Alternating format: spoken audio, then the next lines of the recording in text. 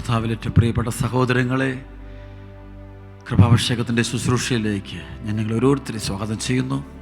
പരിശുദ്ധാത്മാവിൻ്റെ വലിയ അനുഗ്രഹങ്ങളും അഭിഷേകങ്ങളും ലോകം മുഴുവനുമുള്ള ദൈവമക്കൾക്ക് ലഭിക്കട്ടെ എന്ന് വളരെ സന്തോഷത്തോടെ ആത്മാർത്ഥമായിട്ട് ആശംസിക്കുന്നു. നമുക്ക് നിമിഷം കർത്താവിനെ സ്തുതിക്കാം. ഹല്ലേലൂയ യേശുവേ, ആരാധന സ്തുതിക്കുന്നു, നന്ദി പറയുന്നു, മഹത്വപ്പെടുത്തുന്നു. ഹല്ലേലൂയ യേശുവേ, ആരാധന. ഹല്ലേലൂയ യേശുവേ, നന്ദി യേശുവേ, സ്തുതി. കർത്താവേ, ഇന്ന് ഈ വചനം കേൾക്കുന്ന ഓരോ വ്യക്തിയിലും ഓരോ കുടുംബത്തിലും നിങ്ങളുടെ സജീവ സാന്നിധ്യം ഉണ്ടാകണേ. പൈശാചിക പീഡകൾ, ബന്ധനങ്ങൾ, അസ്വസ്ഥതകൾ മാറ്റണമേ. കർത്താവേ, നിന്റെ തിരുനാമം ഏറ്റുപറയുന്ന ആരും ലജ്ജിതരാകാൻ നീ അനുവദിക്കരുതേ. കർത്താവേ, നിന്റെ വചനത്തിന് ഒന്നാം സ്ഥാനം കൊടുക്കുന്ന, നിന്റെ നാമത്തിന് നിനക്ക് ഒന്നാം സ്ഥാനം കൊടുക്കുന്ന മുഴുവൻ ഹൃദയങ്ങളെ അങ്ങ് ഏറ്റെടുക്കണമേ. അങ്ങയുടെ വചനം ഞങ്ങളുടെ ഹൃദയത്തിന് ഭക്ഷണമായിട്ട്, ആത്മാവിന് ജീവനായിട്ട് മാറ്റണമേ എന്ന് പ്രാർത്ഥിക്കുന്നു. ഹല്ലേലൂയ യേശുവേ, ആരാധന സ്തുതിക്കുന്നു, സ്തോത്രം ചെയ്യുന്നു. യേശുവേ നന്ദി, യേശുവേ ആരാധന. ഹല്ലേലൂയ യേശുവേ, ആരാധന. യേശുവേ നന്ദി. ആമേൻ. കർത്താവിൽ പ്രിയപ്പെട്ട സഹോദരങ്ങളെ, ഇന്ന് വളരെയധികം പ്രധാനപ്പെട്ട ഒരു തിരുവചനം നിങ്ങൾക്ക് തരാൻ പരിശുദ്ധാത്മാവിനോട് ആവശ്യപ്പെടുന്ന പോലെ എനിക്ക് തോന്നുന്നു. പ്രഭാഷകന്റെ പുസ്തകം 5-ാം അധ്യായം 1 മുതൽ 8 വരെയുള്ള വചനങ്ങൾ. സമ്പത്തിൽ ആശ്രയിക്കരുത്, എനിക്ക് മതിയാവോളം ഉണ്ടെന്ന് മേനി പറയുകയും അരുത്. സ്വന്തം കഴിവിൽ ആശ്രയിച്ച് ഹൃദയാഭിലാഷങ്ങൾക്കൊത്ത് ജീവിക്കരുത്. ആരുണ്ട് എന്നെ നിയന്ത്രിക്കാൻ എന്ന് പറയരുത്, കർത്താവ് നിന്നെ ശിക്ഷിക്കും തീർച്ച. പാപം ചെയ്തിട്ട് എനിക്ക് എന്ത് സംഭവിച്ചു എന്നും പറയരുത്. കർത്തൃകോപം സാവധാനമേ വരൂ. ക്ഷമിക്കുമെന്നോർത്ത് വീണ്ടും വീണ്ടും പാപം ചെയ്യരുത്. അവിടുത്തെ കാരുണ്യം നിസ്സീമമാണ്. അവിടുന്ന് എൻ്റെ എണ്ണമറ്റ പാപങ്ങൾ ക്ഷമിക്കുമെന്നും പറയരുത്. കാരുണ്യത്തോടൊപ്പം ക്രോധവും കർത്താവിലുണ്ട്. അവിടുത്തെ ക്രോധം പാപികളുടെ മേൽ പതിക്കും. കർത്താവിലേക്ക് തിരിയാൻ വൈകരുത്. നാളെ നാളെ എന്ന് നീട്ടിവെക്കുകയും അരുത്. അവിടുത്തെ ക്രോധം അവിചാരിതമായി ഉണരുകയും ആ ശിക്ഷയിൽ നീ നശിക്കുകയും ചെയ്യും. വ്യാജം കൊണ്ട് നേടിയ ധനത്തിൽ ആശ്രയിക്കരുത്, ആപത്തിൽ അത് ഉപകരിക്കുകയില്ല.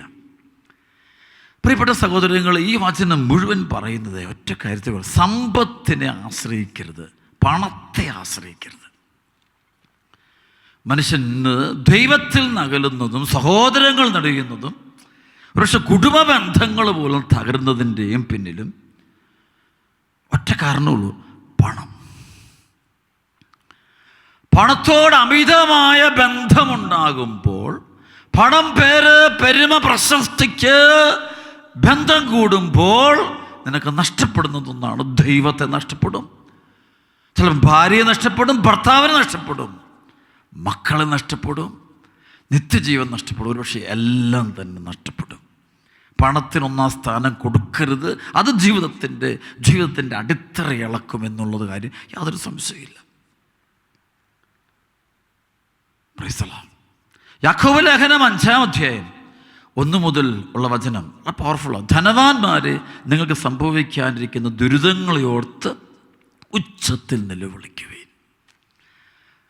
ധനവാന്മാരെ, നിങ്ങൾക്ക് സംഭവിക്കാനിരിക്കുന്ന ദുരിതങ്ങളെ ഓർത്ത് ഉച്ചത്തിൽ വിലപിക്കുവിൻ. ധനവാന്മാർക്കെല്ലാം ദുരിതമുണ്ടാകുമെന്ന് പരിശുദ്ധാത്മാവ് ബൈബിൾ എഴുതിയിരിക്കുകയാണ്.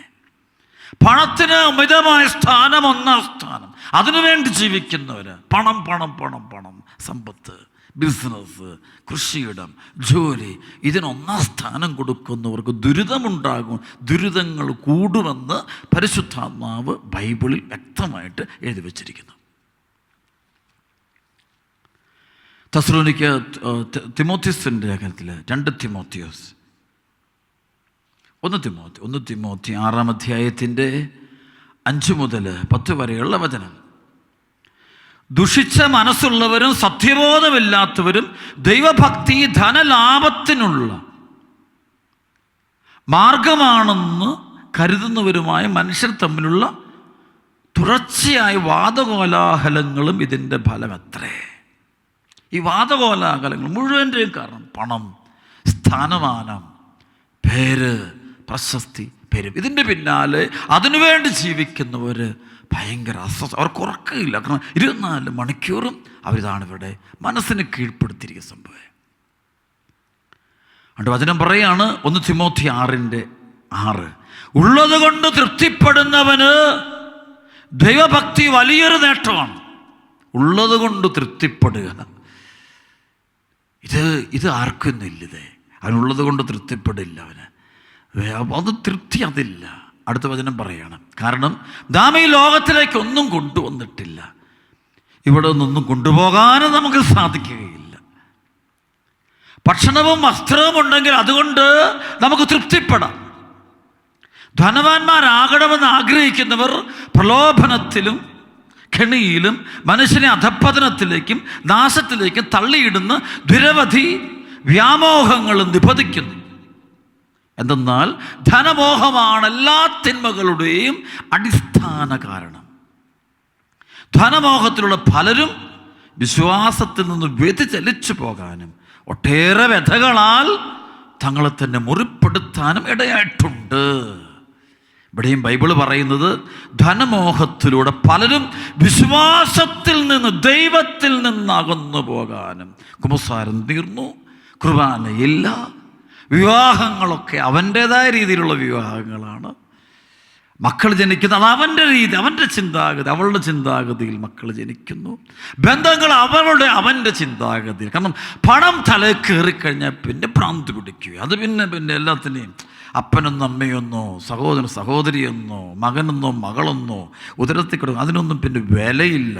വിലയൊന്നിന് മാത്രമേ ഉള്ളൂ, പണത്തിന് മാത്രമേ. പിന്നെ ഏത് കച്ചവടമൊന്ന്, ഏത് അറവുകാരനെ പോലെ അവൻ പെരും ആരവകളും കൊന്നൊടുക്കും, എന്ത് ക്രൂരതയും ചെയ്യും. കാരണം പണമാണ് അവൻ്റെ ദൈവമായി കഴിഞ്ഞാൽ പിന്നെ അവൻ്റെ മുമ്പിൽ പിന്നെയുള്ളതെല്ലാം വസ്തുക്കൾ മാത്രം. അത് ഭാര്യയും വസ്തുവാകും, ഭർത്താവും ഭർത്താവും, മക്കളും വസ്തുവാകും, നാട്ടുകാർ, തിരുസഭ പോലെ അവനൊരു വസ്തുവാണ് to generate his money and fame.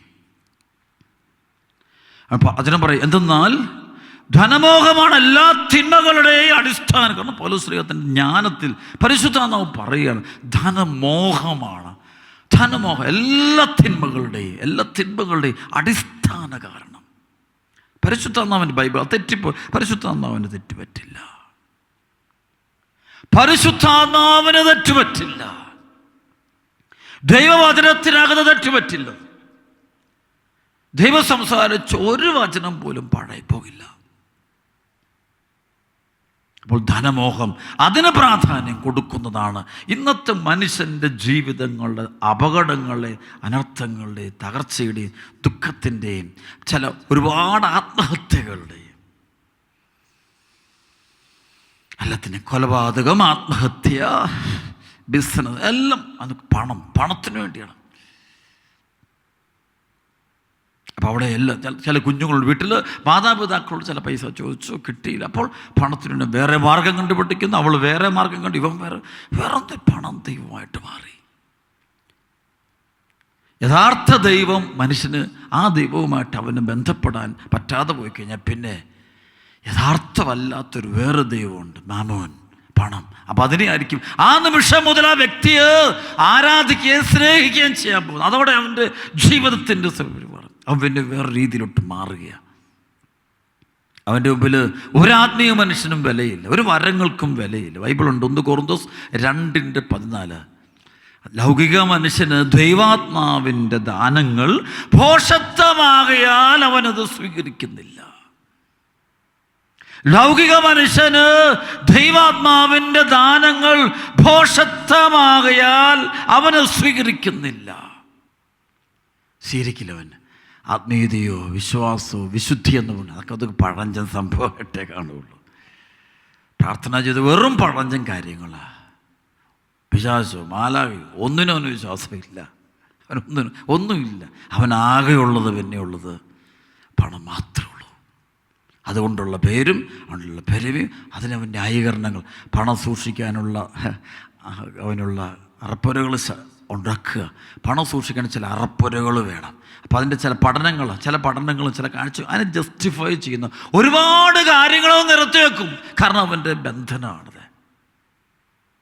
അവിടെ പ്രിയപ്പെട്ട സഹോദരങ്ങൾ, ഈ വചനങ്ങൾ ഹൃദയത്തിൽ സൂക്ഷിക്കണം. അതുകൊണ്ടാണ് ഇവിടെ ഈ വചനം, യാക്കോബ് ശ്ലീഹ പറയുന്ന വചനം, അതായത് ധനവാന്മാരെ നിങ്ങൾക്ക് സംഭവിക്കാനിരിക്കുന്ന ദുരിതങ്ങളെയോ കുറിച്ച് ഓർത്ത് ഉച്ചത്തിൽ നിലവിളിക്കുവേൻ. നിങ്ങൾ സമ്പത്ത് ക്ഷയിച്ച് കഴിഞ്ഞിരിക്കുന്നു, നിങ്ങളുടെ വസ്ത്രങ്ങൾ പുഴു അരിച്ചുപോയി. നിങ്ങൾ സ്വർണത്തിനും വെള്ളിക്കും കറ പിടിച്ചിരിക്കും. ഈ സ്വർണത്തിനും വെള്ളിക്കും കറ പിടിച്ചിരിക്കുന്നതിൻ്റെ ഇതെൻ്റെ അർത്ഥം എന്നറിയാം. ഈ സ്വർണം എന്ന് പറയുമ്പോൾ പണം ദൈവമാക്കിയപ്പോൾ ചിലപ്പോൾ സ്വർണം ചില ഭാര്യയായിരിക്കും, അല്ല ഭർത്താവായിരിക്കും, മകനായിരിക്കും, മകളായിരിക്കും. ഈ സ്വർണം എന്ന് പറയുന്ന സംഭവം അതിന് കറ പിടിച്ചിരിക്കുന്നു, കറ പിടിക്കും. ജീവിതത്തിൽ വിലപ്പെട്ടതിനൊക്കെ കറ പിടിക്കും. കുഞ്ഞുങ്ങളിലൊക്കെ മക്കളിലൊക്കെ ഒരുപാട് കറ, തിന്മ കയറിപ്പിടിക്കും. പണത്തിനൊന്നാം സ്ഥാനം കൊടുക്കുന്നവൻ്റെ ജീവിതത്തിൽ മക്കള്, ഭാര്യ, അല്ലെ സമ്പത്ത്, തിരുസഭയെ പോലെ നോക്കുമ്പോൾ ഒരു ഒരു ഒരു ഒരു കറ പിടിച്ചിരിക്കുന്നതായിട്ട് ഒരു മൂടുപടമുള്ള പോലെ തോന്നുള്ളൂ. കാരണം അവൻ്റെ ഉള്ളിൽ ധനമാണ് അവൻ്റെ ദൈവം. ഒരുപക്ഷെ മ്ലേച്ഛ പാപങ്ങൾ പോലും ആരംഭിക്കുന്നതിൻ്റെ അടിത്തറ അവൻ്റെ ജീവിതത്തിൽ പണത്തോടുള്ള കൊതിയാണ്. അതിൽ നിന്നുണ്ടാകുന്നതാണ് ഇതൊക്കെ ശരിക്കും പറഞ്ഞാൽ ധനമോഹം. അവിടെ വചനം പറയുകയാണ്, വീണ്ടും വചനം ഈ യാക്കോബ് ലേഖനം 4:4 പറയും, വിശ്വസ്തത പുലർത്താത്തവർ ലോകത്തോടുള്ള മൈത്രി ദൈവത്തോടുള്ള ശത്രുതയാണെന്ന് നിങ്ങൾക്കറിഞ്ഞുകൂടെ. ലോകത്തിൻ്റെ മിത്രമാകാൻ ആഗ്രഹിക്കുന്നവൻ തന്നെ ദൈവത്തിൻ്റെ ശത്രുവാക്കുന്നു. പണത്തോട് അടുപ്പം കൂടുന്നതനുസരിച്ച് ദൈവം നിനക്കൊരു ശത്രുവായിട്ട് മാറുമെന്നാണ് പറയുന്നത്. അത് ശരിയാ. ഞായറാഴ്ച എന്ന് പറയുമ്പോൾ സാബത്ത് ദിവസമൊക്കെ ഒരു ശത്രുവായിട്ട് മാറും. പള്ളി, പ്രാർത്ഥന, ദൈവാരാധന, അതൊക്കെ ഒരു ശത്രുത തോന്നുന്നവനാണ്. കാരണം പണത്തോടും ലോകത്തോടും കുറേ കൂടെ അടുത്ത് കഴിയുമ്പോൾ ദൈവാരാധനയും ദൈവിക കാര്യങ്ങളും ദൈവവചനവും ഒരു അസ്വസ്ഥതയുണ്ടാക്കും അവന്. സഭയും ദേവാലയം വിശ്വാസമൊക്കെ ഒരു അസ്വസ്ഥതയുടെ മേഖലയായിട്ട് അവർ രൂപാന്തരപ്പെടുക. പറയാണ് യാക്കോബ് ലേഖനം 5:3, നിങ്ങൾ സ്വർണത്തിനും വെള്ളിക്കും കറ പിടിച്ചിരിക്കുന്നു, ആ കറ നിങ്ങൾക്കെതിരായി സാക്ഷ്യമാറി. തീ പോലെ അത് നിങ്ങളുടെ മാംസത്തെ തിന്നുകളയും. അവസാന നാളുകളിലേക്കാണ് നിങ്ങൾ സമ്പത്ത് ശേഖരിച്ചു. അവസാന നാളുകളിലേക്കാണ് നിങ്ങൾ സമ്പത്ത് ശേഖരിച്ചു എന്ന് വെച്ചാൽ അവസാനിച്ച് നിങ്ങൾ ഒന്നിനും കൊള്ളില്ല, ഇത് തീരുമത്. അതിനുശേഷം അവസാനം പറയുകയെ 5-ാമത്തെ, നിങ്ങൾ ഭൂമിയിൽ ആഡംബരപൂർവ്വം സുഖലോലുപരായി ജീവിച്ചു. ആഡംബരപൂർവ്വം സുഖലോലുപരിച്ചു. ഇതാണ് ഇന്നത്തെ മനുഷ്യൻ്റെ ആഗ്രഹം. പള്ളി വരുന്നവരുടെ വേറൊന്നും ചിന്തയില്ല, വേറൊരു ചിന്തയില്ല. ശരിക്കും നമുക്കറിയാം, പുറപ്പാട് പുസ്തകത്തിൽ മോശ ഇസ്രായേൽ ജനത്തെയും കൂട്ടിക്കൊണ്ടു പോകുമ്പോൾ സിനായി മലയുടെ ചുവട്ടിലെത്തിക്കഴിഞ്ഞപ്പോൾ മോശയോട് ദൈവം പറഞ്ഞു, 40 രാവും 40 പകലും നീ പ്രാർത്ഥിക്കാനായിട്ട് അവനെ സിനായി മലയുടെ മുകളിലേക്ക് ദൈവം വിളിച്ചുകൊണ്ട് പോകുന്നുണ്ട്. അങ്ങനെ 40 ദിനരാത്രങ്ങൾ അവൻ ആ സിനായി മലയുടെ മുകളിലിരുന്ന് പ്രാർത്ഥിച്ചു കഴിഞ്ഞിട്ട് അതിന് ശേഷം കണ്ടുപോട്ട് സംഭവമുണ്ട്. അവൻ താഴോട്ടിറങ്ങി വരും. അപ്പോൾ ആ സമയത്താണ് ദൈവം മോശയ്ക്ക് 10 പ്രമാണങ്ങളുടെ കൽപ്പലക കൊടുത്തു. അപ്പോൾ അത് എടുത്തുകൊണ്ട് സന്തോഷത്തോടെ കൊണ്ടുവരികയാണ്. നമുക്കറിയാം, ഈ സാഹചര്യം നോക്കി എന്തോ ഒരു ദൈവാനുഭവം അവർ കണ്ടവരാ. ഈജിപ്തിൽ ദൈവം അവരെ മോചിപ്പിച്ചത്, അടിമകളായി അവരെ മോചിപ്പിച്ചത് ദൈവം അത്ഭുതങ്ങളും അടയാളങ്ങളും പ്രവർത്തിച്ചതിൻ്റെ ഫലമായിട്ടാണ്. 10 പ്രകൃതി ദുരന്തങ്ങൾ ദൈവം അനുവദിച്ചു കൊടുത്തു. അങ്ങനെയാണത് അതിനൊരു പുറത്തു വരുന്നു. അപ്പോൾ ദൈവം പ്രവർത്തിച്ച് അവർ കണ്ടതാണ്. അതുപോലെ പെസഹ ആചരിച്ചു കഴിഞ്ഞപ്പോൾ അവരുടെ വിമോചനം സംഭവിച്ചവർ കണ്ടതാണ്. ചെങ്കടൽ 2 മാറുന്നവർ കണ്ടതാണ്. മന്നയും കാടപ്പക്ഷിയെയും മന്ന കൊടുത്ത്, സ്വർഗീയ മന്ന കൊടുത്ത് ദൈവം അവരെ അനുഗ്രഹിക്കുന്നത് കണ്ടതാണ്. അവരനുഭവിച്ച കാര്യമാണ്. ഇഷ്ടംപോലെ ദൈവാനുഭവങ്ങൾ വന്നിട്ടും അവർക്ക് ദൈവത്തോട് അടുക്കാൻ പറ്റാത്തതിൻ്റെ കാരണം അവിടെ എല്ലാവരുടെ ഹൃദയങ്ങളൊരു കാളക്കുട്ടി ഇരിപ്പുണ്ട്, സ്വർണ്ണ നിർമ്മിതമായ ഒരു കാളക്കുട്ടി. അതാണ് പുറപ്പാട് പുസ്തകം 32:2-3. അതായത് പുറപ്പാട് പുസ്തകം 32 മുഴുവൻ തന്നെ അതാണ്. മോശ മലയിൽ നിന്ന് ഇറങ്ങി വരാൻ താമസിക്കുന്നു എന്ന് കണ്ടപ്പോൾ ജനം അഹ്റോനെ ചുറ്റും കൂടി, ഞങ്ങൾ നയിക്കാൻ വേഗം ദേവന്മാരെ ഉണ്ടാക്കി തരിക, ഞങ്ങൾ ഈജിപ്തിൽ നിന്ന് കൊണ്ടുവന്ന മോശ ആ മനുഷ്യൻ എന്ത് സംഭവിച്ചു എന്നറിഞ്ഞു. ആ മനുഷ്യൻ എന്ത് സംഭവിച്ചു എന്നറിഞ്ഞുകൂടാ. അതുവരെ കർത്താവിൻ്റെ മനുഷ്യനായിട്ടും ദൈവത്തിൻ്റെ പ്രവാചകനായിട്ടും കണ്ടിരുന്ന മോശയെ ഒരു നിമിഷം അവനെന്ത് പറ്റി, അവൻ മനുഷ്യൻ എന്ത് പറ്റി? Is only man, is nothing. Moses only is a man, he is nothing else more. Because പണം കയറി കഴിയുമ്പോൾ ഉള്ളിൽ ഈ വിഗ്രഹം വളരുന്നതനുസരിച്ച് ദൈവവും ദൈവരാജ്യമൊക്കെ വെറും തോന്നലുകളായിട്ട് നിനക്ക് തോന്നിട്ട് പോകും. പരിശുദ്ധ കുർബാനയും സഭയും ദൈവത്തിനൊക്കെ ഒരു യു മേ ബി ഇൻ്റർപ്രറ്റിംഗ് ഉള്ളൂ ഇൻ എ ഹ്യൂമൻ വേ. അഹ്റോൻ പറഞ്ഞു, നിങ്ങളുടെ ഭാര്യമാരെയും പുത്രന്മാരുടെയും പുത്രിമാരെയും കാതിലുള്ള സ്വർണ്ണവളയങ്ങൾ ഊരിയെടുത്ത് എൻ്റെ അടുത്ത് കൊണ്ടുവരുവേൻ. ജനതങ്ങളുടെ കാതുകളിൽ നിന്ന് സ്വർണ്ണവളയങ്ങൾ ഊരി അവൻ്റെ മുമ്പിൽ കൊണ്ടുവന്നു. അവൻ അവ വാങ്ങി മോശയിലൊരുക്കി ഒരു കാളക്കുട്ടിയെ വാർത്തെടുത്തു. ശരിക്കും അഹ്റോനാണ് ചെയ്യുന്നത്. അഹ്റോൻ അത് ചെയ്യാൻ പാടില്ല. ദൈവത്തിൻ്റെ പുരോഹിതൻ തന്നെ അത് ചെയ്യുകയാണ്. അപ്പോൾ അവർ വിളിച്ചവർ ഇസ്രായേലെ, ഇവർ പറഞ്ഞതാണ്, ഇവർ ആവശ്യപ്പെട്ടു, ഞങ്ങൾക്ക് സ്വർണം കൊണ്ടുള്ള കാളക്കുട്ടിയെ വേണം.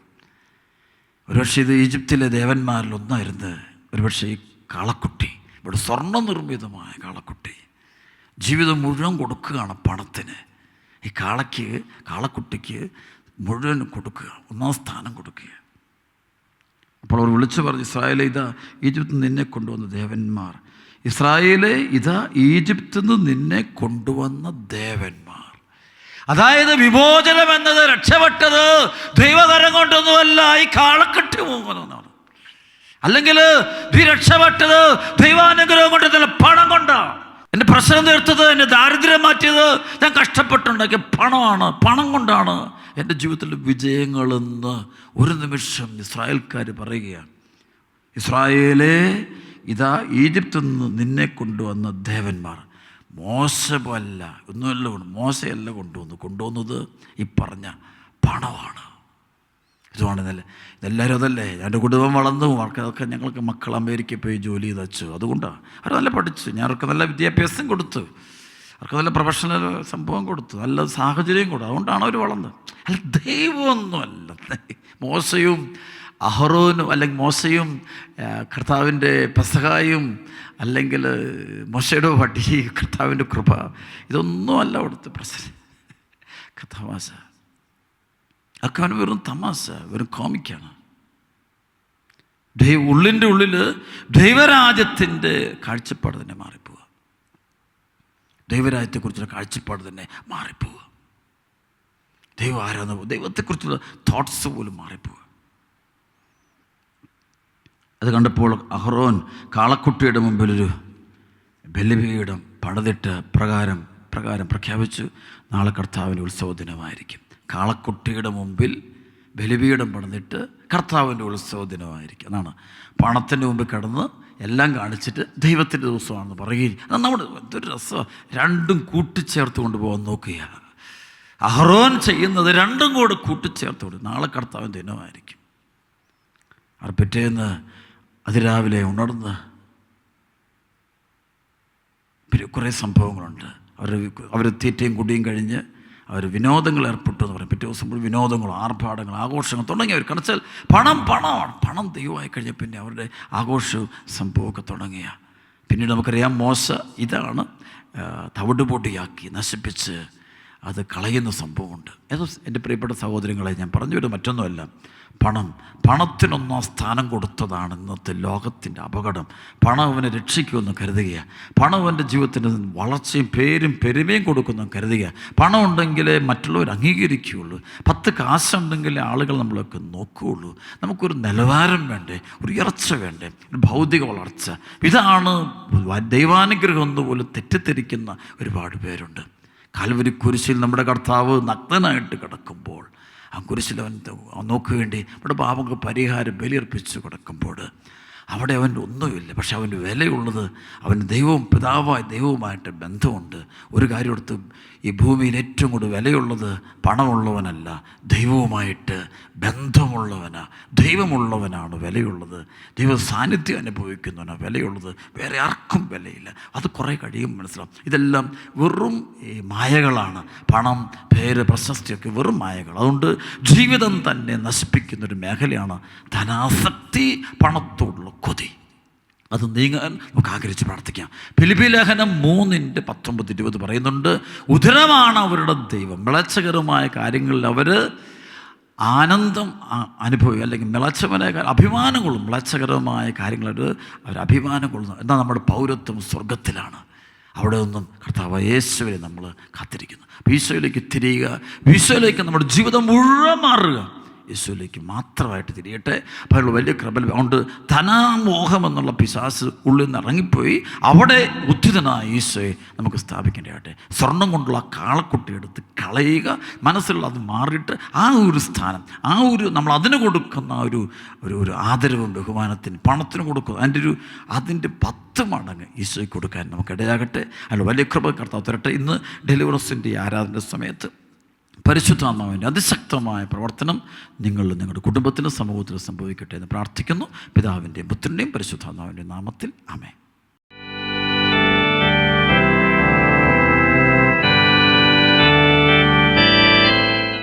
നീ തകർന്നവനാണോ മകനെ, നീ തകർന്നവളാണോ മകളെ, രക്ഷകൻ പാപമോചന നന്മയായി മാറ്റുന്നവൻ യേശുനായകൻ.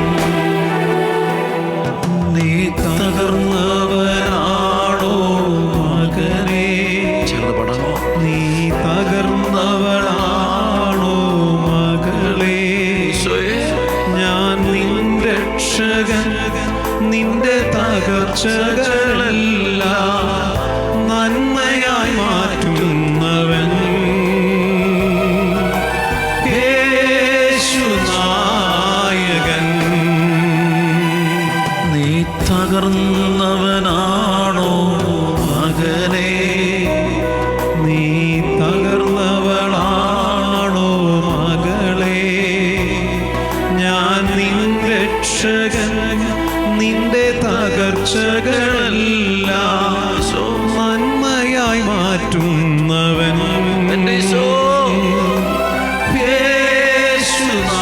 യേശുനായകൻ.